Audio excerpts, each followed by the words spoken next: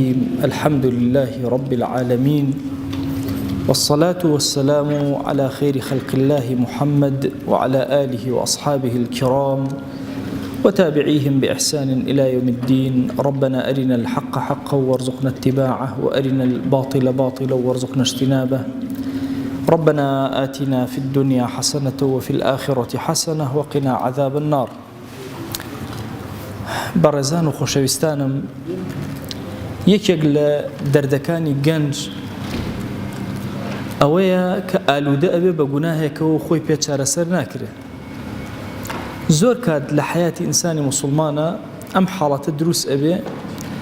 کەسێک گیرۆدە ئەبێ بە گوناهێکەوە هەرچی هەوڵ ئەدا محاولە ئەکا ئەو گوناهەی پێ چارەسەر ناکرێت.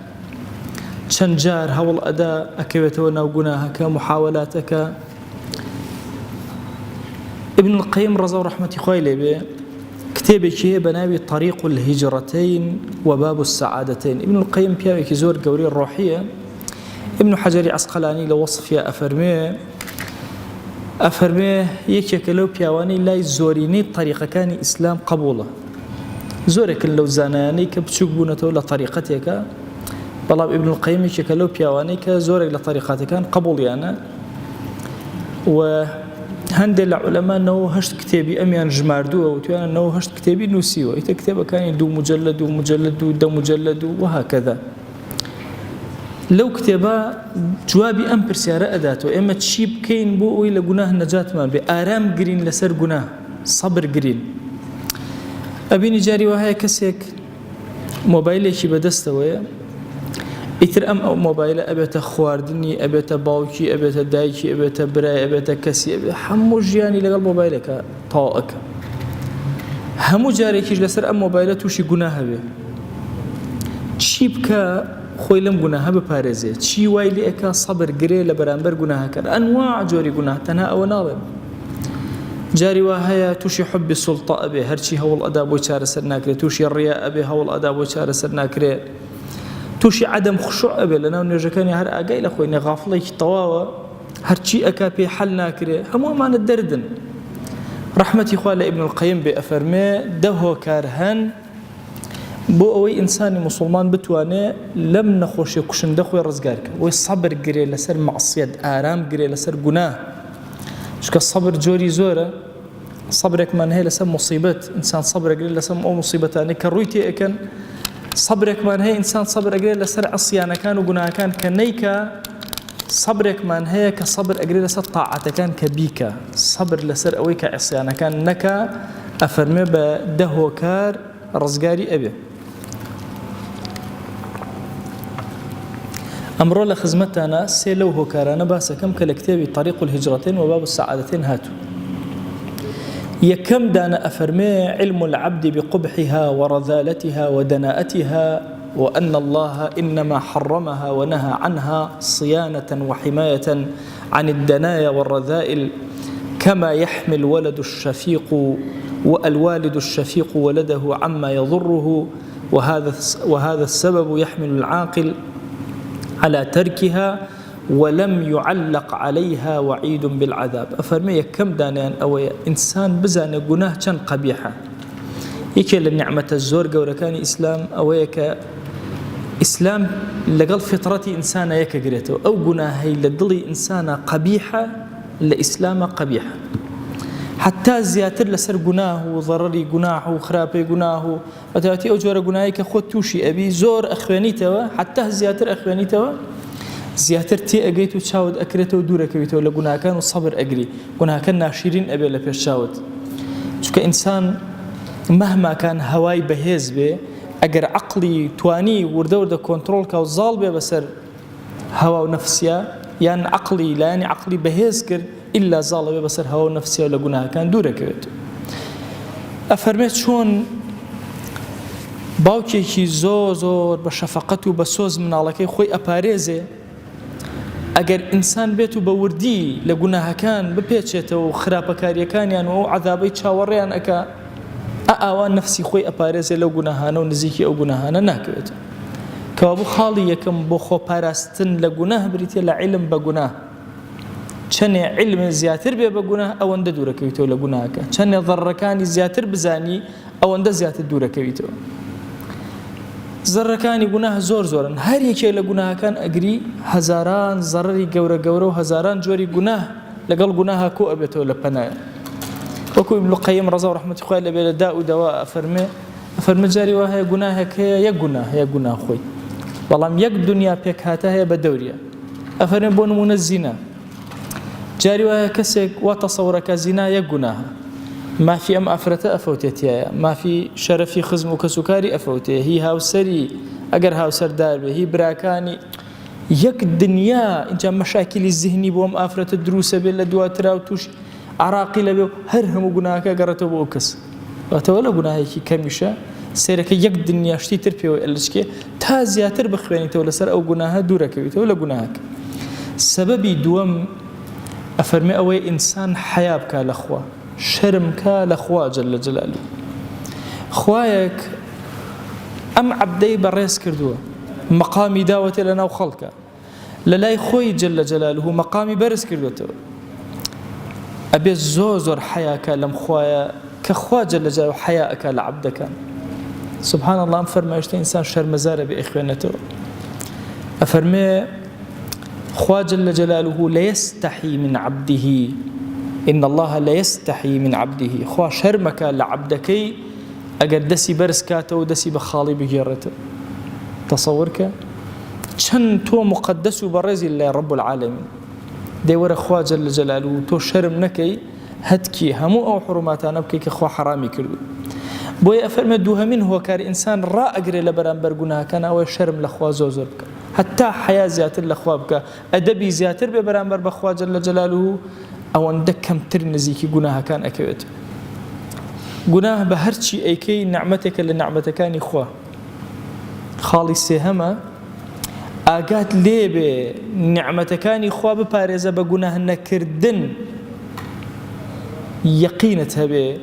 كجناه نعمتك كان بسر ولا أبا أفرمي مراعاة نعمه عليك وإحسانه إليك مراعاتي أو نعمتان بك كخوابة يداوى أو إحسان وشاكي كخوالك الطوية كرديتي شك فإن الذنوب تزيل النعم ولا بد قناها كان إلا نعمة كان خواب سرت ولا أبن والبتة بلاشن أفرمه هج عبد يقنية فما أذنب عبد ذنبا إلا زالت عنه نعمة من الله بحسب ذلك الذنب هر قناها لقناها كان أكيد إلا خوا جل جلاله يشل نعمة كان اللي أسنته فإن تاب وراجع رجعت إليه أو مثلها أجر قراية وبشيمان بويا أو ورده نعمة كان أجرنا ويا أو نعمتين ناداته ونعمته هاويني أو أداته وإن أصر أجر زور إصرارك لسر أم جناها لم ترجع إليه أبدا أو نعمتي بونا قرته وكاتك إصرارك ولو جناهك الصغير رجبي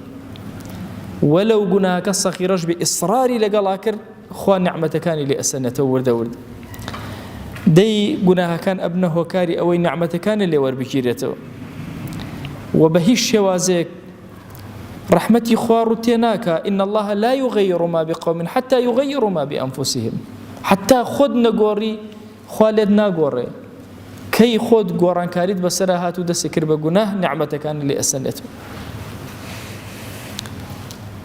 أم بابي زور قوري همو إنسانك توشي هلا أبيت توشي جناه أبيت بس آية أو جناهانا همو يعني نعمل لسر إنسان لا أبن علماء فرمون لجناها أبي زور أقل لشتيك بيت هر جناه تخطيط بودانا موعد بودانا خوت بو حاضر كرد ضل نيابة النعمة بسر ولا أبن هر جناه كتوبر هات الروكرا نعمة بسرت ولا نابت شو كتوبرته وبيل سرك بلام أويك التخطيط بودا الرجي لدلي تويا تشكري كردو بوين نعمد لدلي تويا هلا كيش إنسان بخويا نازي بالله والله من خزمتي قرآن كردو وحفظي قرآن كردو يا بالله ملامو يا بالله بانخوازمو يان بالله والله كسيكم كان صالح حجم كردو ولا عمري أبومو لنا مزقوتا قوربومو جناهت كرت خاطرت نية نعمتك اللي ور أجريته أفرمي هندي لسلفي صالح فرميانا أذنبت ذنبا ونزاني كعلى النعمة اللي أسندته وأبزاني إلا بارو اللي أسندته باري شكل نعمتك أذنبت ذنبا فحرمت قيام الليل سنة هند لسلف فرمي أنا جناهك يمكن جناهك يكسل نمت وأني بشون يشالس يكتل السلف فرمي أذنبت ذنبا فحرمت فهم القرآن جناهك كردو حرشيم أكردو أي فهم لقرآن أكرد نمت وأني فهم القرآن تينا أجيشتم لخزمتي أو استمنا طبعا عقوباتي خوا جل جلاله زور عقوبات معنوية كان زور تام مادية كان ممكن ماديا إما زور تأثير من ليك كعقوبة أدرين بس بروا كان عقوبة معنوي زور قرسترة جاري وها جناها كتكردو تشيج لأنه يجكت أنا ما ولا طاعتك أنا ما للرجو كتا تشيج ورناقري نازاني شبكي جاري وها ضلت أقوري جاري وها خود لنا كوي أو عقوبة كت عقوبة جناها كت زورا أو عقوباني كخوا جل جلاله عبدكاني في تاقيئك عقوبة أن أداء بويا زور أقاد لي به همو أم نعمتاني كتوهته بهوي جناها كاني خوته لدسي أدي ابن القيم رضا ورحمة خواه اللي بأفرمه قورترين نعمتي إيمان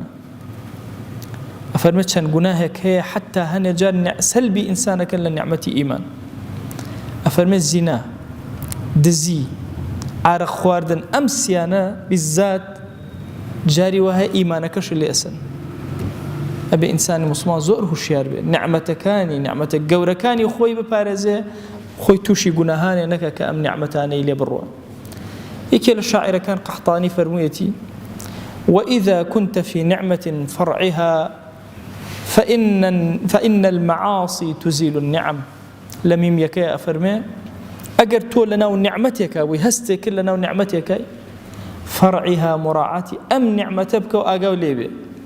شنك معاصي كانوا جناها كان تزيل النعم نعمتك كان اللي تشنق السنة كاتب خد أزاني نعمتك إخوة بيدا ولا درجو بهوي جناهك وكإصرارك التخطيط بونا بريار داب شي بيكي هولد بودا نتيجة نعمتك دلي ورجيلا بشي نعمتك أقريته ابن القيم فرموي بالتوبة بقرانه وبولا إخوة بقريان لبردم خوايا بصادقان الراس قويانا قرانه هل كيشاني جناهك نعمتك ورده أقريته يان أقر نعمتك هي أو نبي بقرته هاويني أو نعمة خوا جل جلاله أداته كوابو بقشتي ابن القيم أفرمي آقات لقناها كان به قناها كان آقريكن هرچی نعمت هر هموی أخون وأسوتينا شون آقر دار أخوا آوا قناها كان نعمت كان أخون ولان أبن بسرتوه دي خواي قورا همومان بپارزه لو نعمتاني كبيداوينو پنامان بدا لو گناهاني كأيكينو أبدا سببي لا توي نعمتك خواي جان اما اگر چی گناهي زور من کرده بي اگر چی لحضوري تويا يا إلهي إصرار من لسر هندي گناه کرده بي بخوا يا إلهي تو خود اقاد لي منال چون اگري هندي جار آوا گرياوين بو گناه هنجار چون من الإصرارك آوا إصرار من كردو لسر گناه بلان بخوا پروردگاره هیچ کاتێک نبو لعناد من بي أو لجهل من بو يا إلهي بأدب نبو لحضوري تو يا رب العالمين أو غفلت زوري بو هناوين يا أكرم الأكرمين خوايا إما لم زمني شهوة فسادية هاناي الزليلي وضعيفي خو من بولاي توبر زكينو شوين الشقنابن بروينو تسكية وتربية نفسي خوماني ليبكين هانا تنها بردم ديواني تو اهينين يا إلهي علم من بخرابي قناها كان زيادك حيا من لبردم خوتا زيادك يا إلهي أو نعمتاني بيد داوين همويان بارز راوك بومان يا رب العالمين شون نعمتت بسرا باراندين يا كريم أو نعمتك كان من بسرا به الله رو بومان زيادك يا رب العالمين خواهي جان لت أبارينا ولت ألالينا بخوا أوان دني عم بسر معنا ويا إما اعترافك بهمو نعمتي كيتو بهمو جمال وكمالك تو كبيد عطاء كردين اعترافك بخجالتي وختاباري خومان اعترافك يا إلهي بوهمو قناهيك كردومان كلا حضوري تو يا زمان برزمان كردو تو بەڵام یا ئیلاهی تۆ خۆت ئەزانی ئێمە ئومەتی پێغەمبەرین صلی الله عليه وسلم بەخوا ئەگەر هیچمان نەبێ بەرزیکەینەوە لە حوزوری تۆیە ئەوەمان هەیە یا ئیلاهی لە حوزوری تۆیە کە خۆشەویستی محەممەد لە دڵمانە صلی الله عليه وسلم بەخوا پەروەردگارە ئیشتیاقی بینینی ئەوین ئیلاهی ئەوە شەهوەتە زاڵە بێ بەسەرمانە و خەتا ئەەکەین ئەگەر نا بەخوا ئیلاهی هەمومان ئەمانەی وەکو ئەولیاکان گەورە پیاوەکانی ئەم ئومەتە بژین یا ئیلاهی هەر هەڵەو کەم و کوڕێک کردومانە بە ئاشکرا و پەنهان لەمە و پێش و لەمە و دووە زانیومانە نەمان زانیوە یا ئیلاهی بچووک بووە یا گەورە بووە بە ڕۆژە بووە یا بە شەوا بووە داوای عەفوت لێ ئەەکەین و تەوبە ئەەکەین لە حوزوری تۆ یا خوای بمان بەخشە یا ئیلاهی داوا لێ ئەەکەین بە ناوی جوانت بە صیفەتی بەرزە بە ئیسمی عەظەمت دڵمان ئارام کە خوایە دڵمان ئارام کە خوایە ماڵمان ئارام کە یا ئیلاهی ڕەحمەت و بەزەی خۆت بەسەرمانە ببارێنە یا ئیلاهی ڕەحمەت و بەزەی خۆت بەسەرمانە ببارێنە مەمان دەرەدەستی خۆمان یا ئەکرەمە الئەکرەمین خوایە داوا لێ ئەەکەین بە ناوی جوانت بە صیفەتی بەرزە بە ئیسمی عەظەمت کەڕەمی خۆت بەسەرمانە ببارێنە یا رب العالمین یا ئیلاهی هیچ شتێک لای تۆ زایە نابێ هیچ سپاردەیەک زایە نابێ وا ئیمانی خۆمان سپاردەی تۆ کرد یا رب العالمین وا ڕەوشتی خۆمان سپاردەی تۆ کرد یا ئەکرەمە الئەکرەمین و ئیسلام و موسڵمانەتی خۆمان سپاردەی تۆ کرد یا رب العالمین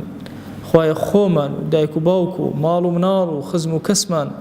هەر هەموو یا ئیلاهی خۆشەویستان مامۆستایانمان قوتابیانمان هەر هەمووی سپاردەی تۆ کرد یا رب العالمین ئومەتی پێغەمبەری خوامان صلی الله عليه وسلم سپاردەی تۆ کرد یا ئیلاهی سپاردە لای تۆ زایە نابێ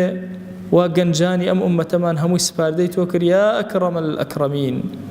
خوای گیان داوات لێ ئەەکەین بە گەورەی خۆت ئەم دوعایەمان قبوڵ کە لێمان ڕازی بە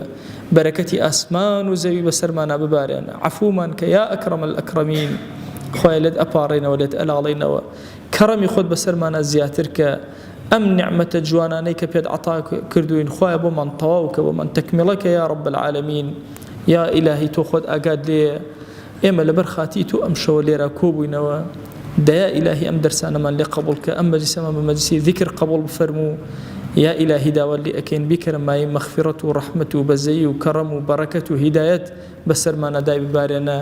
آمين آمين والحمد لله رب العالمين وصلى الله على سيدنا محمد وعلى آله وصحبه وسلم تسليما كثيرا أبدا إلى يوم الدين خوي قول لقناه من شيء وجبوري وخوي لمن قبولك